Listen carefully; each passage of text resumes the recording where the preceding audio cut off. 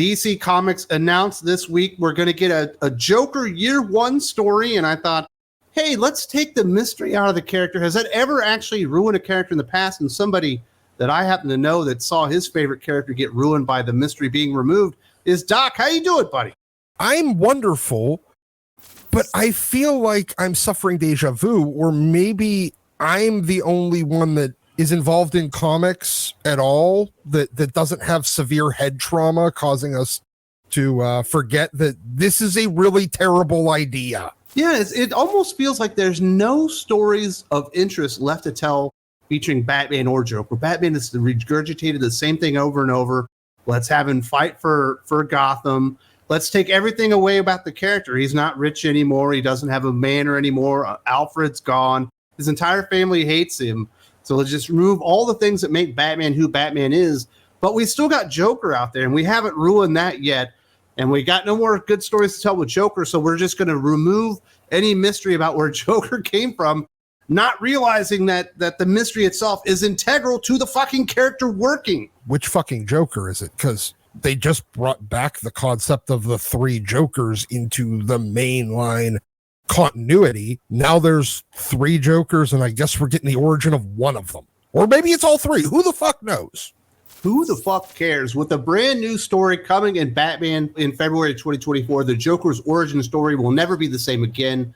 DC Comics has officially announced the Joker Year One, a story that promises to reveal major secrets about the Clown Prince of Crime. Set after the events after the controversial and iconic Killing Joke story, the Joker Year One, a new story arc from Batman, will run weekly in February 2024 by Chip Zdarsky, Giuseppe Camuncoli, Stefano Nessi, and Andrea Sorrentino. And how can you have a Joker Year One story after the Killing Joke? I feel like there's almost an intention to doing it and setting it after the Killing Joke. That way they can come back and have a parachute that they can pull and be like, nope. See, it wasn't actually the origin story because this is a retelling that happened 5 years after into his career. So it's not actually us seeing his origin. It's us hearing the story of his origin. There's little bits of is he or isn't he that I feel like they're leaving open to jump back into if they're setting this after the Killing Joke. And the thing that really pisses me off, we just got this Batman One Bad Day.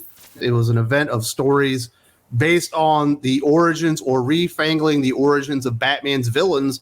And I remember Mr. Freeze One Bad Day, where I think it was Jerry Duggan that went in there and totally fucked up Mr. Freeze and what his motivations are. And it turns out he was the patriarchy, and he froze his wife because she was like going out and playing bingo without him and stuff. So they've already done this. They've already gone back within the last 18 months. It's probably within the last 12 months. They did these One Bad Day stories, and there's nothing really exciting about Chip Zdarsky writing a lame-ass origin story for Joker. We have enough faux Joker origins sitting there that we can pull whichever one out of the hat we want to at any other time to work within. But this seems like filler. It's a cash grab because Chip Zdarsky's run isn't hot, and they've got to do something to get people in. This story will take place across 3 issues, Batman 142 through 144. The story begins early in the Joker's history with Batman and will heavily feature the Red Hood gang, suggesting major revelations about the Joker's history with the gang. Despite being one of the most lauded and haunting villains in pop culture and Nevermind comics, the Joker's true origins are veiled in secrecy. Between his mysterious true identity and the chaos of having multiple Jokers running around the DC universe, it's hard to pin down the true nature of the Joker and his real motivations. This hasn't stopped creative teams from trying to do so. It's just fucking member berries to comic again. And honestly, the Red Hood and the Red Hood gang, they've been around for a while, but they weren't there that early on in Batman's career, unless we're going to find out that they were running around in the background and nobody ever saw them for many, many years before they finally show up. If you do kind of the sliding timeline, I don't think that they were terribly important in Gotham or anything else to justify trying to tie the Joker's origin into them. What, he was the original Red Hood? Who the fuck cares at this point? No, when people hear Red Hood, they think of Jason Todd, where they took some of the iconography associated with the Red Hood gang. You know, he obviously used it against the criminals and everything. And it's like, oh, great, you're going to go mine something else that someone else created and make it not cool.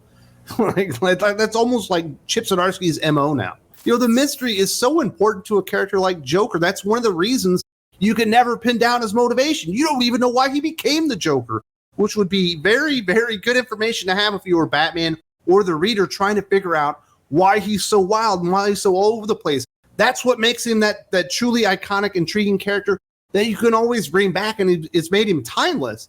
And you're almost going to remove that like they did with Wolverine. When you break down the Joker to his most basic, he is just an agent of chaos. He's almost like the personification of chaos, whereas Batman is trying to be the personification of order. That's the whole point. If you start breaking it down into anything deeper than that, you're going to be able to start poking holes in it, because order makes sense. Chaos doesn't. It's illogical.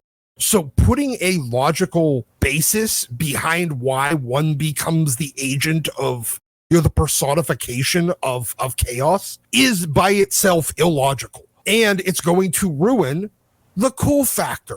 Chaos just is, like fucking Darkseid. Chaos is, the Joker is. That's all you really need to know about who the Joker is. And anything more than that starts watering this shit down. We've seen it done with Wolverine. The past basically 20 years of Wolverine stories as a result of Origin have really kind of ruined that fucking character and took him from being basically number 2 at Marvel behind Spider-Man down to maybe somewhere in the top 10 because you removed the cool factor and the mystery. You don't fuck it up by removing that. It's absolutely right. You don't mess with the winning streak. You don't mess with Joker and what makes him iconic. Now, this information is from a Screen Rant article. These words are not mine. These are theirs. Given the critical success of the current Batman run, it's likely the Joker Year One will join the ranks of these major tales, hopefully fulfilling its promises of secrets revealed along the way. Despite being about the past, the story will also likely have major consequences for the Batman's future, as well as for the Jokers. Their rivalry has already gone down in pulp culture history. Now, Joker Year One will unveil even more details about the iconic history between Batman and the Joker. This is not a critical success. Gotham War was absolutely awful, and by the end, even the biggest shills couldn't even justify it. They're like, yes, this is basically bad across the board. This is not destined to join the ranks of the Killing Joke. Even the Three Jokers, which I don't think is iconic, it's pretty okay with fantastic art. There are a lot of really, really cool Joker stories out there, like the Joker Fish and all that kind of stuff out there. This is not destined to be a part of that because it's already part of a failed run. It started out kind of cool with Failsafe. Dropped the ball when he decided to surf a rocket body from the fucking moon all the way to Earth and actually land at the Fortress of Solitude with no fucking, blemishes or whatever on him. Went down from there. Then we got to, what was it? Bruce Wayne of Gotham, where he was in a multiverse for reasons I still don't know why. He comes back. We get into Night Terrors. He's missing a hand.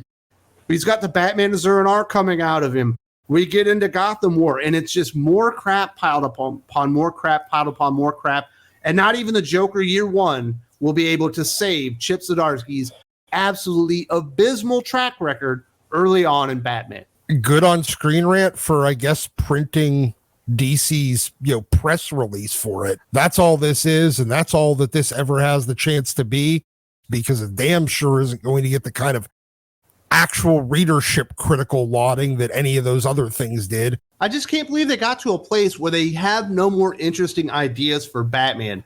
They have no more interesting ideas for Joker. Go read The Joker, the Man Who Stopped Laughing by Matthew Rosenberg. I fucking dare you if you didn't. And go see how bad their Joker stories are right now. Obviously, Chip Zdarsky's run hasn't been very good. There's got to be a way to challenge the character that is actually fun. It's actually interesting. It's actually stimulating as a story. Because regurgitating the same stuff over and over and over again is getting real fucking old real fast. And with the character like the Joker, you can go in a million different directions and they all make sense because of that mystery, because he is the agent of chaos.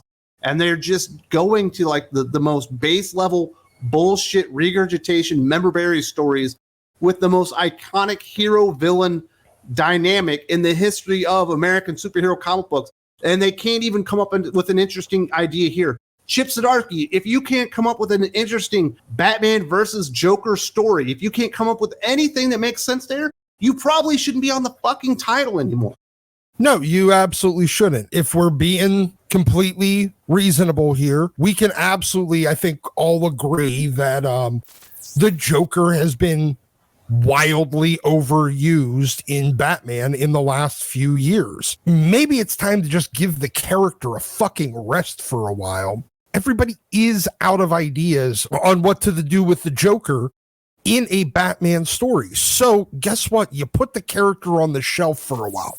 We had the exact same problem in the 90s and honestly, even into the 2000s with fucking Norman Osborn in Spider-Man. It got really fucking tiresome. They ended up having to stick him on the shelf for, I don't remember, almost 10 years in order to change Spider-Man's dynamic in the world and everything enough that a new Norman Osborn story would actually make some goddamn sense. And I believe that they're at the exact same point in Batman where they have overused this character to the point where, no, they're with the current dynamic of Batman and like where his place is in the world and his personality type.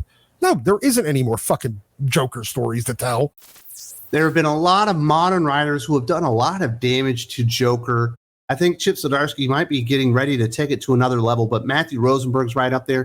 And so is Tom King, the former Batman writer, always throwing the Joker in there, always kind of ruining the character. And really took Joker's attraction to Batman to another new low. It's just as far as a level of absolute terrible writing right here. If you haven't seen this, definitely check it out right here because Tom King set the bar real high on that one. There's also a link in the video description.